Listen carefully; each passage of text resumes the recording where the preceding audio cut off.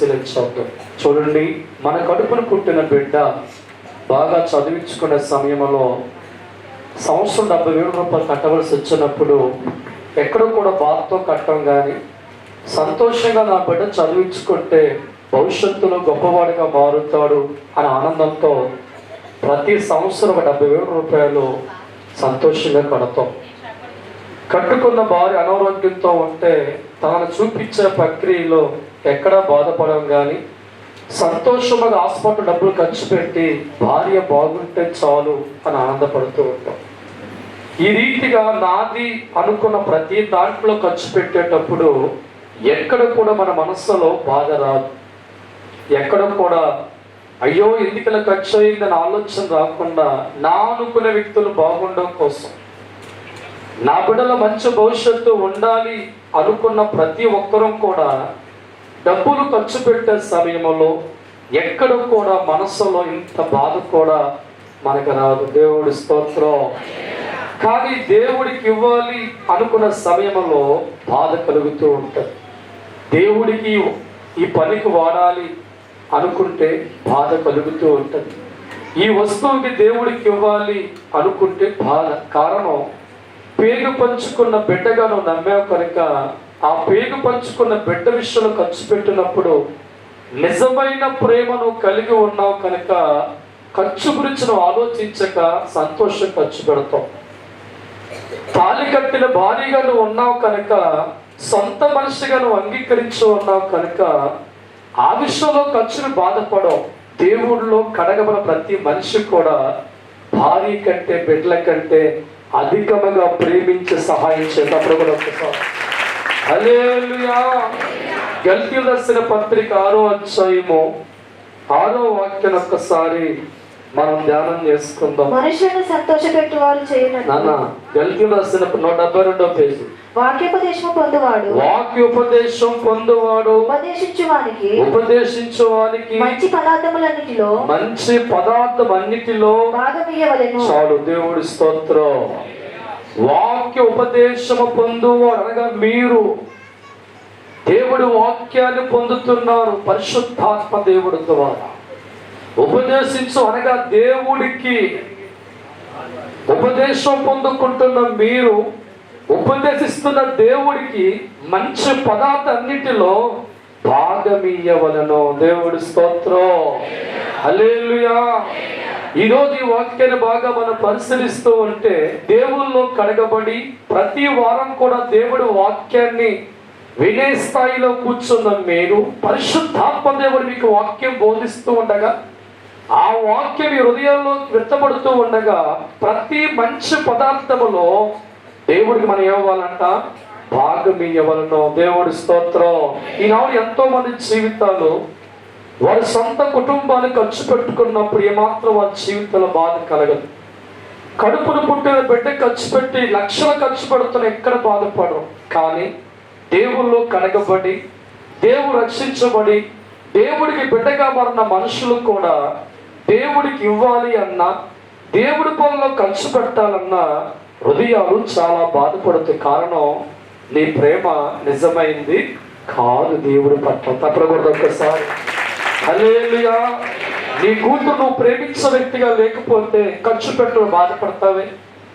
నీ కొడుకు నిజంగా నువ్వు ప్రేమించే తండ్రిగా లేకపోతే ఆ కొడుకు ఖర్చు విషయంలో బాధపడతావే. భార్యను ప్రేమించే భర్తగా నువ్వు లేకపోతే అనారోగ్యంతో ఉన్నప్పుడు ఖర్చు సమయంలో బాధపడుతూ ఉంటావు. కూతుర్ని బాగా ప్రేమించే వ్యక్తి అయితే సంవత్సరం 1,00,000 రూపాయలు ఫీజు అయినా సంతోషం గడతావు. భార్యని బాగా ప్రేమించే వ్యక్తిగా ఉంటే అనారోగ్యంతో పడుకున్న వ్యక్తి ఎంతని ఖర్చుల వల్ల బాగుపడా కోరుకుంటాం. నిజముగా నువ్వు దేవుని ప్రేమించే వ్యక్తి అయితే మంచి పదార్థాల్లో దేవుడికి సమర్పణ చేసుకుంటావు.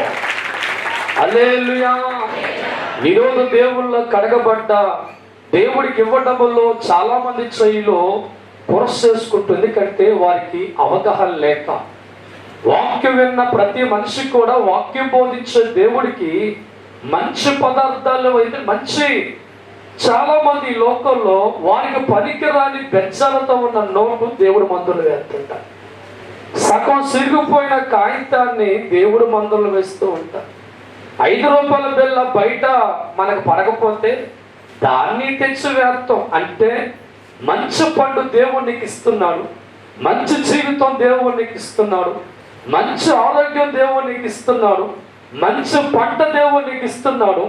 ఏ దేవుడైతే నీ కన్న తండ్రిగా ఉన్నాడో, ఏ దేవుడైతే నూరేళ్ల పాటు రెక్కల కింద భద్రపరుస్తూ ఉన్నాడో, ఏ దేవుడైతే విత్తుతున్న పంటకి ఒక రూపం ఇచ్చి అలంకరించి ఒక గింజగా మారుస్తున్నాడో, ఆ తండ్రి చేతుల్లోకి ఇవ్వాల్సి వచ్చినప్పుడు మట్టిగా ఏడుతూ మనం ఎత్తాం, బాధతో మనం ఇచ్చే వరకు మారుతాం.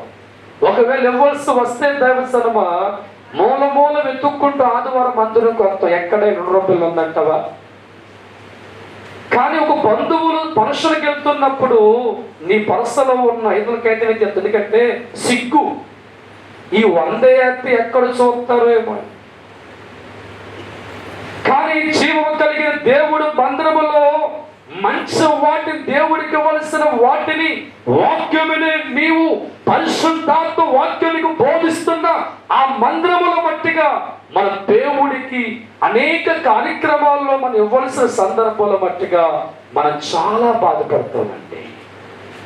కానీ నీ కూతురు చదువు కోసం లక్షలు ఖర్చు పెడుతున్న బాధపడం, నీ కొడుకు చదువు కోసం లక్షలు పెట్టినా బాధపడవు, నా అనుకునే మనుషుల కోసం 1000 రూపాయలు ఇచ్చిన బాధపడవు. కానీ ఏ కన్న తండ్రి రక్తంలో కడగబడ్డావో ఆ తండ్రి పనుల నిమిత్తం ఈ లోకంలో ఉన్నప్పుడు ఆయనకి ఇవ్వాలనుకున్న బట్టిగా ఏం చెప్తామంట, చాలా బాధ. ఇంత దేవుడికి ఇవ్వాలా, ఇంత దేవుడికి ఇవ్వాలా? నీ బిడ్డ ఖర్చు పెట్టి ఈ ఆలోచన నీకు వచ్చిందా ఇంత ఖర్చు పెట్టాలని? నీ కట్టుకున్న భార్యను బాగు చేసే సందర్భాల్లో ఎంత ఖర్చు అనుకున్నావా? నా అనుకునే మనుషులకి నీ సహాయం అందించే సమయంలో బాధపడ్డావా? ఎక్కడ కనబడతా? ఎందుకంటే ఎల్ఓవి నీ భార్య అంటే, ఎల్ఓవి నీ కొడుకంటే, అంటే అర్థం ఏంటి? నీ కొడుకంటే ప్రేమరా నీకు, నీ కూతురు అంటే నీకు ప్రేమ, నీ భార్య అంటే నీకు ప్రేమ. ఎందుకంటే పేగుపట్టి కన్న కొడుకు, కట్టుకున్న భార్య కనుకన్నా దేవునికి ఏమవడట్రా? దేవునికి ఏమవడా? నీ తండ్రి అయిన దేవుడు గుర్తించు. తప్పులు కూడా హల్లెలూయా. ఎక్కడో మట్టు పురుక్కొని జీవితాన్ని దేవుడు కోరుకొని రక్షణ దయచేసి ఒక వారసత్వం కలిగించి బిడ్డగా అంగీకరించే తమ్మును మనగడరా. ఒక రాజకీయ నాయకుడు నిన్ను కొడుకు అంగీకరిస్తాడా? నీ ఊర్లో ఆస్తికర్తగా ఉన్న యజమాని నిన్ను కూతురికి అంగీకరిస్తాడా? అవతల పోరా అంటావు. కోట్లాది సంవత్సరాల కింద దేవదూతలతో కొనియాడబడు తండ్రి అన్నాడు, నువ్వు మట్టు పురుగువే, నాలో కడగబడిన తర్వాత మై సన్ అయిపోతావు. దేవుడి స్తోత్రం. హల్లెలూయా. ఒక తల్లిని ప్రేమించే బిడ్డ తల్లి కోసం త్యాగం చేసేవాడిగా మారుతుంటాడు. భార్యను ప్రేమించే భర్త భార్య కోసం ఎంతైనా ఖర్చు పెడతారు. కన్నపేక పంచుకొని బిడ్డలు ప్రేమించే తల్లిదండ్రులు వారి కోసం ఎంతైనా ఖర్చు పెడతారు. వారి జీవితంలో నీకు ప్రేమ ఉంది కాబట్టి ప్రతి పైసా ఖర్చు వెనకాల ఏమాత్రం బెంగ భయం బాధ లేకుండా సంతోషం ఖర్చు పెడితే నీవు దేవుడికి చెందవలసిన దాన్ని ఇవ్వడంలో మట్టి ఎందుకు బాధపడతావు అంటే నిజమైన ప్రేమ నీకు దేవుడి మీద లేదు. నీ కొడుకు నేను చూస్తానని చదివించుకుంటున్నావు, ఎంత నమ్మకం నీకు. దేవుడి స్తోత్రం. పాతిక సంవత్సరం వచ్చే ఉద్యోగం కోసం ఎప్పుడే పెట్టుబడి పెడుతున్నావు ఇష్టంగా అంటే దేవుడిని చూడ, దేవుడిని పోషించడా, దేవుడికి తోడుగా ఉండడా, దేవుడికి ఇచ్చిన అనాథగా మారిపోతాడా? మట్టి మనుషుని నమ్మి జీవితం అంతా త్యాగం చేస్తే నిన్ను పోషించి రక్షించి సత్య పరలోకం ఇచ్చే దేవుణ్ణి మనుషులు నమ్మలేక ఈ రూపాయి దేవుడికి ఇస్తే నాకేంట్లో ఆలోచిస్తే గెలిపారు తప్ప దేవుడు లేకపోతే మన జీవితాలు లేవు, దేవుడు లేకపోతే ఆరోగ్యం లేదు, ఆ దేవుడు లేకపోతే నా ఆలోచన జరగదు అని ఆలోచన మర్చిపోయి చాలా మందికి ప్రబంధను వాక్య ఉపదేశం ఇచ్చేవారికి ఉపదేశం పొందుకున్నవారు మంచి పదార్థం ఏం చేయాలంట, భాగమీయవలను మోసపోకుడి. దేవుడు ఎక్కడిపడ్డు అదే దేవుడి స్తోత్రం కొనుక్కుంటూ చదువుకుంటూ ఏడుస్తూ పావులేసరి పావులు అవుతుంది. దేవుడికి ఇవ్వాలంటే చెయ్యి కురుసుగా మన చెయ్యి కురుసు అయిపోతుంది. దేవుడికి ఇవ్వడానికి బాధగా ఫీల్ అయితే నీకు అలాగే బాధగా దేవుడు ఇస్తాడు. దేవుడి స్తోత్రం. దేవుడికి ఎప్పుడు కూడా బాధ ధారాళంగా దేవుడికి ఇవ్వాలి. ఎందుకంటే ఆ సేవలను పాలభోగస్తుడు కావాలి. తప్పనిసరిగా మత్తయి సువార్త 22వ అధ్యాయము 21వ వాక్యం ధ్యానం చేసుకుందాం. 22, 21. అందుకు ఆయన అలాగైతే కైసరువి కైసరుకును దేవుని దేవునికి చెల్లించుడని వారితో చెప్పాను. దేవుడు స్తోత్రం. కైసరు దేశం రాజుగా ఉన్నాడు దేవచనమా. ఆ దేశ ప్రజలందరూ కూడా పన్ను కడుతూ ఉన్నారు. యేసు ప్రభు శిష్యుల వద్దకు వచ్చి పన్ను కట్టమని చెప్పారు. అప్పుడు కొంతమంది మనుషులు వచ్చి అన్నారు, నువ్వేం చెప్తావు బోధకుడు అంటే, కైసరువి కైసరికి ఇవ్వండి, దేవుడు చెందవలసిన దేవుడికి ఇవ్వండి. తప్పకుండా ఒకసారి హల్లెలూయా. దేవుడు చెందవలసిన వాటి దేవుడు చెందనివ్వండి, దేవుడికి ఇవ్వాల్సిన దేవుడికి ఇవ్వండి, కైసరికి ఇవ్వాల్సిన కైసరికి ఇవ్వండి. అర్థమేస్తా, నీవు తినవలసిన తిను, దేవుడికి ఇవ్వాల్సింది ఇచ్చేవాడిగా మారు. ఈరోజు దేవుడికి ఇవ్వాల్సింది కూడా దొంగిలించే వ్యక్తి నీ జీవితం మారుతూ ఉంటే దేవుడు చెప్పిన మాట శాపగ్రస్తులు ప్రవచిస్తున్న భాషం. ఎంతో మంది దేవుడు చెందవలసిన వాటిని దేవుడికి ఇవ్వకుండా కూడగట్టే ఆలోచన కలిగి ఉంటే అది చెత్త పుట్టల మారి తప్ప జీవితంలో ఫలింపు రాదు. ఈరోజు నీ జీవితంలో వ్యవసాయం చేసే వ్యక్తి అయితే పంట ఎవరు పండించాలి, వ్యాపారం చేసే వ్యక్తి అయితే వ్యాపారం ఎవరు దీవించాలి, చదువుకున్న వ్యక్తి అయితే నీకు ఉద్యోగం ఎవరు ఇవ్వాలి, నీ కార్యక్రమాలు పరిగెత్తే వ్యక్తి ఎవరు చేయగలిగి చేయాలి. మనిషికి దేవుడే చేయగలిగి చేయాలి. దేవుడు లేకుండా మనిషి పంట పండించలేడు. విత్తు నువ్వైనా ఒక రూపుదిద్దేది, విత్తనంగా మొలిపించేది, గింజగా మార్చేది పరమాత్ముడే కదా. నువ్వు చదువుకున్న కార్యక్రమం చేయగలగాలన్నా దేవుడే ఇవ్వాలిగా.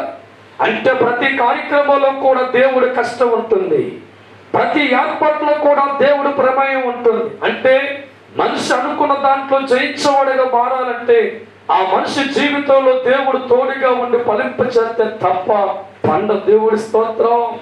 అధిక ప్రభు చెప్తున్న మాట, దేవుడివి దేవుడికి ఇవ్వండి, కైసరివి కైసరి. దేవుడి స్తోత్రం. సోదరా, దేవుడు దేవుడికి ఇస్తున్నావా? చెప్పాలి. దేవుడి స్తోత్రం. హల్లెలూయా. నీది నువ్వు అనుభవించు. 90% ఇచ్చి నీకు దేవుడు ఇచ్చాడండి. 90 నీదే, 10% దేవుడికి ఇచ్చాడు. మారాల. ఏ దేవుడి కుటుంబాన్ని ఆస్వాదించకూడదు, నీ జీవితాన్ని ఆస్వాదించకూడదు, నీ వ్యాపారం దీవించకూడదు, నీ ఉద్యోగం ఆస్వాదించకూడదు, అన్ని రకాల మార్గాలు ఇచ్చించకూడదు. దేవుడికి ఇవ్వవలసిన దేవుడికి ఇవ్వండి, మీరు అనుభవించవని అనిపించండి, నూరేళ్ళు బాగుంటుంది. దేవుడి స్తోత్రం. మోసపోడు దేవుడు సోదరా, అన్ని దేవుడే చూస్తున్నాడురా. మోసపోడు దేవుడు సోదరా, అన్ని దేవుడే ఉన్నాడురా. దేవుడు లేకుండా ఏది నీకు కలగదా, నీకు తెలుసుమా? దేవుడు లేకుండా ఏది కలగదా, నీకు తెలుసుమా? మోసపోడు దేవుడు సోదరా, దేవుడు తల్లి తెలియదు.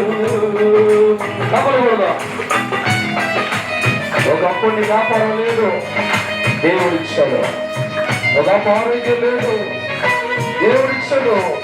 ఒక ఉద్యోగం లేదు, దేవుడు ఇచ్చాడు. కష్టమేనా?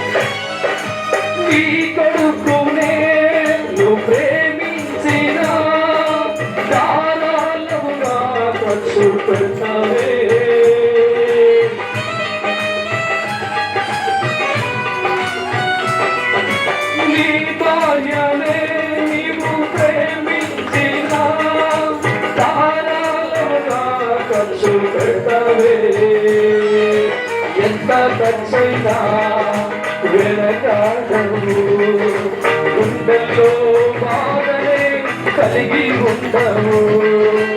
ఎంత ఖర్చైనా వెనకాడవు, గుండెల్లో బాధనే కలిగి ఉండవు.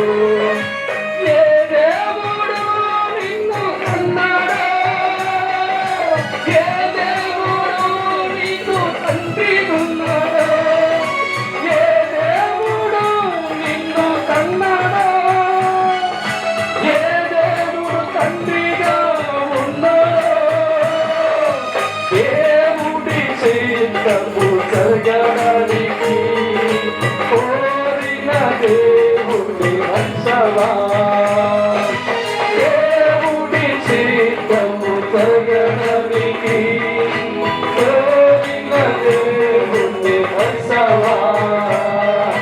సోదరా ఇదే నీ ప్రేమ, సోదరి ఇదే నీ ప్రేమ,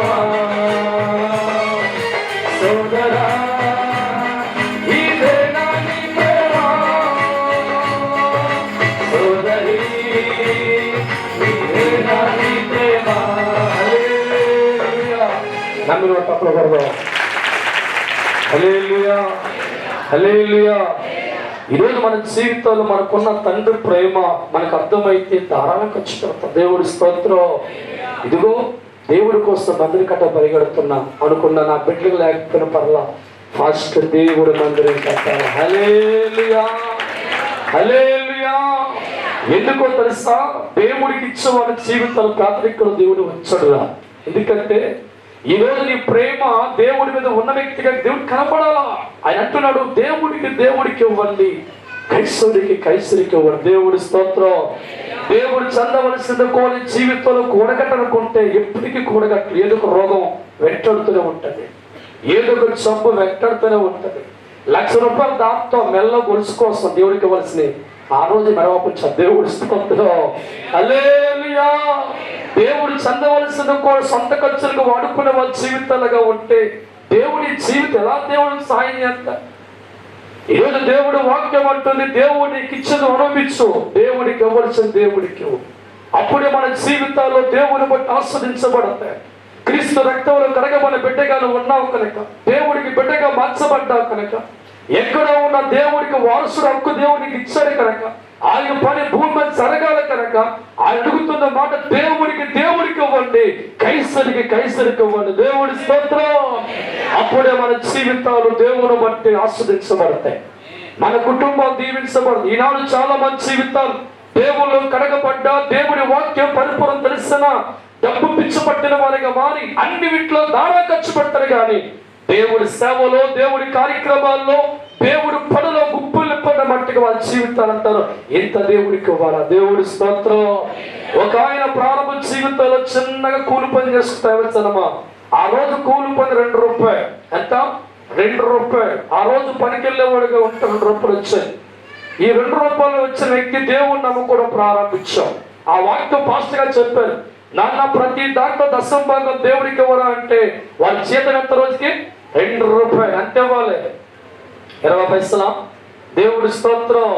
దైవజనుడు వచ్చిన మాట గౌరవించి ప్రతిరోజు కూలి పనికి వెళుతూ ₹2 సంపాదించే వ్యక్తి రోజు ₹2 తీసుకొచ్చి ఆ ₹2.20 తీసి పక్కన పెట్టి దేవుడికి ఇచ్చేవాడు. తర్వాత కొన్ని రోజులు పోయిన తర్వాత ఒక ఆమోచం దేవుడు కలగజేసిన కూరగాయల వ్యాపారం పెట్టించాడు. ఈ కూరగాయల వ్యాపారం ప్రతి రోజు ₹100 లాభం. దేవుడి స్తోత్రం. ఇప్పుడు ఎంత దేవుడికి? 90 నీది 10 ఆయనకి. దేవుడి స్తోత్రం. హల్లెలూయా. ఒక 5 నెలలు పోయిన తర్వాత వ్యాపారం పెరిగి రోజుకు ₹1000 వస్తుంది. దేవుడి స్తోత్రం. ఎంత ఇవ్వాలి? 100 నీది దేవుడిది, 900 నీది. దేవుడి స్తోత్రం. ఈ వ్యాపారం చేసుకుంటూ పక్క బిజినెస్ మొదలు పెట్టి ఇలా వెళ్ళిపోతూ ఉంటే రోజుకు ₹10,000 తప్పకుండా. హల్లెలూయా. ₹10,000 చూసి కళ్ళు ఆనందపడ్డే. ఇంతగా దేవుడు దీవిస్తాను అనుకో. దేవుడి స్తోత్రం. ₹10,000 రోజుకు వస్తూ ఉంటే ₹1,000 దేవుడికి ఇచ్చి 9,000 అతంది. దేవుడి స్తోత్రం. ఒక సంవత్సరం పోయిన తర్వాత రోజుకు వచ్చిన వ్యాపారం ₹1,00,000. తప్పకూడదు గట్టిగా. అబ్బా దేవుడి స్తోత్రం. ₹1,00,000 వ్యాపారం దేవుడి ఇచ్చేవాడికి రోజుగా మారుతూ ఉంటే వాక్యం దేవుడికి ఇచ్చాడు. దేవుడి స్తోత్రం. 5 సంవత్సరాల తర్వాత కోటి రూపాయల వ్యాపారం. హల్లెలూయా, హల్లెలూయా. రోజు పెద్ద బిజినెస్ మ్యాన్ గా మారిపోయాడు. రోజుకి వ్యాపారం ₹1,00,000 వస్తుంటే 10 లక్షల రూపాయలు. దేవుడి స్తోత్రం. తర్వాత సంవత్సరం 10 కోట్లు వచ్చిన. దేవుడి స్తోత్రం. ఎంత ఇవ్వాలి? ₹1,00,000 దేవుడికి ఇవ్వాలా? దేవుడి స్తోత్రం. నేను ₹1,00,000 దేవుడికి ఇవ్వాలి. అంతకుముందు ఆవిడికి 7 కాసులు బంగారం వడ్డమని ఇస్తాడు. వాళ్ళ పిల్లలు అభివృద్ధి జరుగుతున్నాడు, లక్షలు జరుగుతున్నాడు, లక్షలే. రోజుకి ₹10 కోట్ల లాభం వస్తే ₹1,00,000 దేవుడికి ఇవ్వాలి అన్నాడు. ₹1,00,000 దేవుడికి ఇవ్వాలా? అయ్య బాబు అనుకుని అక్కడ దేవుడి స్తోత్రం. హల్లెలూయా, హల్లెలూయా. ₹10 కోట్ల దేవుడిస్తూ ఉంటే 9 కోట్లు వాడివి, 1 కోట్లు దేవుడి సేవది. తప్పకూడదు. ఒక్కసారి ఆ 10 కోట్ల లాభం రాగానే వాళ్ళ సాతాను దూరింది. దేవుడికి ₹1,00,000 ఇవ్వాలా? నాకేంటి లాభం? ఇవన్నీ వచ్చేసి లాభాలు. ఎక్కడో పిచ్చగడగా ఉండి ₹2 సంపాదించి ఎక్కడ తీసుకెళ్ళాడు? ఎక్కడ తీసుకెళ్ళారు రా? రోజు ₹10 కోట్ల వ్యాపారం. గుర్తురాదా నీకు? అంటాడు నాకేంటి లాభం దేవుడికి ఇస్తే. ఎక్కడికి వెళ్ళాక 10 కోట్ల వ్యాపారం. అది ఎవరు చేశాడు లాభం? దేవుడి స్తోత్రం. సాతాను మనసులో దూరం ప్రారంభించింది. దేవుడికి ఇస్తే నీకేమంటారా? ఆ 10 కోట్ల వడ్డీ వ్యాపారం ఇచ్చాయి. ₹1,00,000 10 లక్షలు వడ్డీ అవుతుంది. దేవుడి స్తోత్రం. అబ్బా ఏం అడిగిస్తున్నారా? దేవుడికి ఇస్తే నీకేమవుతుంది? ₹1,00,000 వడ్డీకి ఇచ్చే. ₹3 వడ్డీ అంట. దేవుడి స్తోత్రం. నెలకి ₹3,000. దేవుడి స్తోత్రం. దేవుడికి దేవ వ్యాపారంలో పెట్టాయి. దేవుడి స్తోత్రం. ఈడు దైవ చెప్పిన మాట తర్వాత సాతాను బాగా దూరిన తర్వాత తీయడం మానేస్తాడు, ఇవ్వడం మానేస్తాడు. చివరికి మందరం రావడం మానేస్తాడు. దేవుడి స్తోత్రం. ఎందుకంటే వ్యాపారం పెరిగింది, బిజీ పెరిగింది, డబ్బులు లెక్కే లెక్క. దేవుడి స్తోత్రం. దేవుడు కొంతకాలం చూస్తాడు. వీళ్ళు సాతాను దూరినాక దేవుడి స్తోత్రం. హల్లెలూయా. ఈడు దేవుడి స్తోత్రం. పనివారికి డబ్బులు లెక్క పనివారికి అయిపోయాడు. కోట్లు వచ్చేస్తున్నాయి. ఇక దేవుడిని మర్చిపోయాడు, మందిరాన్ని మర్చిపోయాడు, వాకుపదేశించేవాడి జీవితాన్ని మర్చిపోయాడు. దేవుడు ఇంత స్టేజ్కి మర్చిపోయి ఇక లోకల్ డబ్బు పెరిగి. దేవుడి స్తోత్రం. ఒక దినాన పిడిగి లాంటి వార్త. దేవుడి స్తోత్రం. సార్ 50 కోట్లు ఉన్న ఆస్తి మొత్తం కాలిపోయి. తప్పకుండా స్తోత్రం. హల్లెలూయా. బ్యాటరీ మొత్తం సీల్ అయిపోయింది. గవర్నమెంట్ సిగ్నేచర్ మొత్తం లాస్. చివరికి 50 కోట్లకి ఆస్తంతా మొత్తం ఏడ్చాడు. కోట్లలో నుంచి 10 కోట్లకి, 10 కోట్ల నుంచి కోటికి, కోటి నుంచి లక్షలకి, లక్షల నుంచి వేలకి, వేల నుంచి 10 వందలకి, వందల నుంచి 10లకి, 10 నుంచి దించేస్తాడు. దారి పాశాలతమి కంసభిషేక కుమార దీవించగలడు, దించగలడు, అభివృద్ధి పరచగలడు, తీయగలడు, దీవించగలడు, పెంచగలడు, అభివృద్ధి చెయ్యగలడు, తీయగలడు. తొలి మెట్టి నుంచి అధిక మెట్టు వరకు ఎక్కించిన దేవుడి కష్టమే. తొలి మెట్టు నుండి అధిక మెట్టు వరకు ఎక్కించింది దేవుడి కష్టమే. నీవు కూడా ఇదే పని లేనప్పుడు దేవుడు పనికి అనిపిస్తాడు. అప్పుడు ఉన్నప్పుడు దేవుడు ఆధారం మర్చిపోయావా? లాస్ట్ లో ఉంటూ దేవుడు కూడా మర్చిపోయావా? ఈరోజు ప్రభు నామాలు జ్ఞాపకం చేస్తే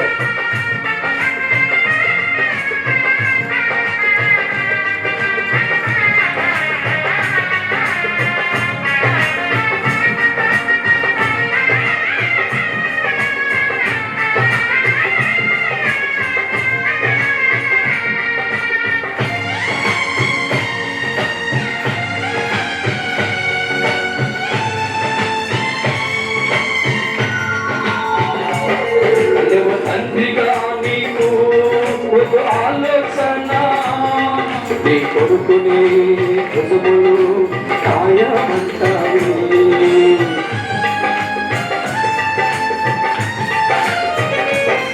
నీవు తండ్రిగా ఆలోచన నీ కొడుకుని భుజములు కాయ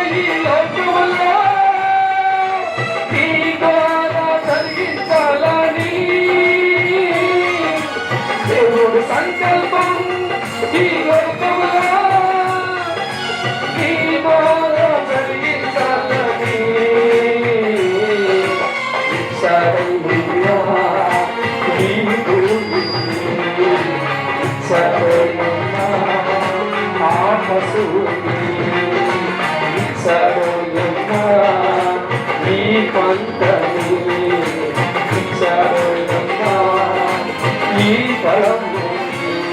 నీ రెక్కల కష్టముతో దేవుడు కుసాలగా ఇచ్చేవాడు ధన్యుడు. నీ రెక్కల కష్టముతో దేవుడు కుసాలగా ఇచ్చేవాడు ధన్యుడు. హల్లెలూయా, హల్లెలూయా. మలాకి గ్రంథం 3వ అధ్యాయం 8వ వచనం ముగించుకుందాం. మలాకి గ్రంథం 3వ అధ్యాయం. మానవుడు దేవుని యొద్ద దొంగిలునా? మానవుడు దేవుడు వద్ద దొంగతనం చేసనా? అయితే మీరు నా యొద్ద దొంగిలితిరి. అయితే మీరు దేవుడు దొంగతనం చేశారు. దేని విషయంలో మేము నీ యొద్ద దొంగిలితిరి? ఎక్కడ దొంగతనం చేస్తాం? 10వ భాగమును, 10వ భాగమును, ప్రతిష్టాపనలను, అర్పణలను ఇయ్యక దేవుడికి ఇవ్వక దొంగిలితిరి. మీరు దొంగతనం చేశారు. ఈ జనులందరూ నా యొద్ద దొంగిలించునే ఉన్నారు. దొంగిలితూనే ఉన్నారు. మీరు శాపగ్రస్తులై ఉన్నారు. శాపగ్రస్తులై ఉన్నారు. దొంగతనం చేసావా? చేసావరా?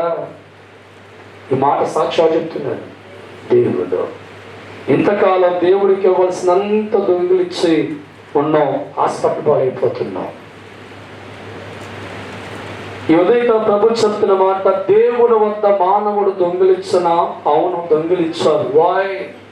దేవుడు చెందవలసిన దాన్ని దేవుడికి ఇవ్వకుండా నీ సొంత ఖర్చుల్లో వాడుకుని దొంగతనం చేస్తున్నావు. అటువంటి వాళ్ళ జీవితాలు దీవించబడతాయి అని బైబిల్ రాసలేదమ్మా. ఏముంది? శాపగ్రస్తులుగా మార్చబడతాయి. అంటే ఏంటి సార్? అప్పుడు దాన్ని పంట బాగా నిగలగా ఆడిపోతుంటది, కోతలో చచ్చిపోతుంది. దేవుడు స్తోత్రం. హల్లెలూయా. నువ్వు అనుకుంటావు ఈ ప్రాజెక్ట్ గ్యారెంటీ 100 బత్తాలు అంటావు. ఒక వారం రోజులు అగ్గి తెగులు వచ్చి మొత్తం కాచాయి.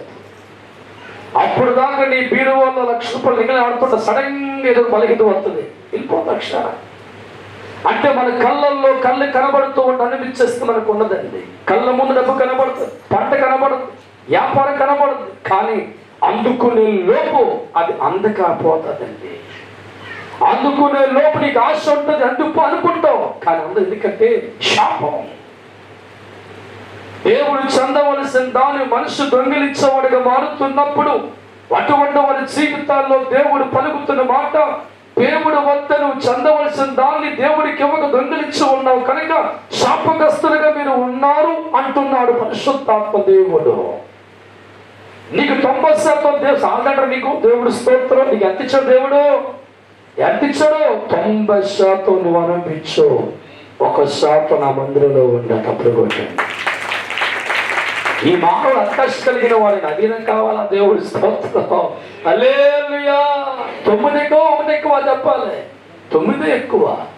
కింద వాక్యం కంటిన్యూ చేస్తే తెలుసు, నా మందిరములో ఆహారం ఉన్నట్లు 10వ భాగమంతయు నా మందిరపు నిధిలోనికి తీసుకుని రండి. నేను చేసి నన్ను శోధించినడలా నేను ఆకాశపు వాకిళ్లను విప్పి పంట జాలనంత విస్తారముగా కుమ్మరించదనని కుమ్మరిస్తాను. తప్పకుండా ఒకసారి హల్లెలూయా. ఈరోజు చిన్న కూలి పని చేసుకుంటున్నావా? దేవుడికి ఇవ్వరా నీ కష్టాన్ని. చిన్న వ్యాపారం చేస్తున్నావా? దేవుడికి ఇవ్వరా నీ కష్టాన్ని. కోత కోసుకునే వ్యక్తిగా ఉన్నావా? అంట్లు కొడుకుని పాస్ పని చేసుకుంటున్నా, దేవుడికి కోసం ₹1 దేవుడికి.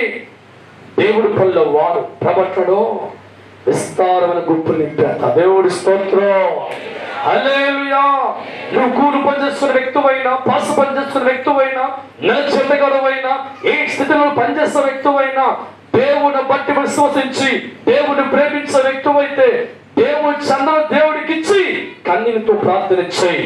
దేవుడు అంటున్నాడు, ఆకాశ గుంపు నింపుతాను.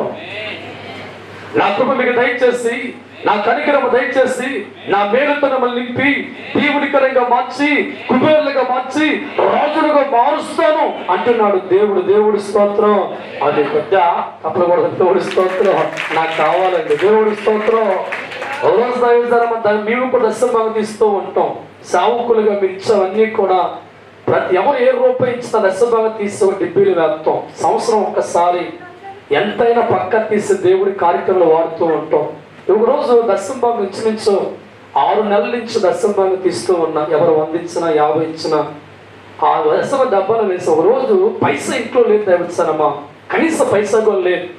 ఆ టైంలో నాకు సాతాను పెట్టి ముడి చూడండి, దశమ భాగం తీశాను కదా, మళ్ళీ ఇస్తలే మనసులో పుట్టి 1000 రూపాయలు తీసుకుందామని చెప్పి వెళ్ళబోతుంటే అమ్మగారితో అన్నాడు, దేవుని అడిగావా అంది. దేవుడి స్తోత్రం. అలాగే అక్కడికి పొందాను. ఇంట్లో ఉన్న అవసరం బట్టి నా మైండ్ సాతాను వాడుకొని దైవసనమా ఆలోచన కలిగిస్తామని అడ్డుపడింది. ఎవరో దైవసనమా ఆమె అన్నది, దేవుని అడిగావా అంటే అడగలేదే అన్న. అడిగి చూసిన దేవుడి స్తోత్రం. దేవుడు ముందు అడుగుతున్న ప్రభా ఇంట్లో చాలా కొద్దుగా ఉంది, మళ్ళీ చెత్త అన్నాడు. దశంబగా నా సొమ్మురా తప్పకూడదు, ముట్టుకుంటానికి వీలు లేదు. దేవుడి స్తోత్రం. మతిపోయిందా వచ్చనమా, సత్యమైన మాటలు చెప్తున్నా, నిజమేది ఆత్మ చెప్తున్నాం. నా ఇంట్లో కొనుగోలు ఉన్నప్పుడు, నా జీవిత ఆలోచన పుట్టినప్పుడు, దాచిపెట్టిన దశంబ డబ్బుల కోసం పరిగెత్తినప్పుడు ఆమెలో ఉండి పరిశుద్ధాత్మ అడ్డుపడ్డాడు. ఆయన చెప్తున్న మాట దశంబాగా నాది, అధికారులకు లేదని చెప్పాడు. దేవుడి స్తోత్రం.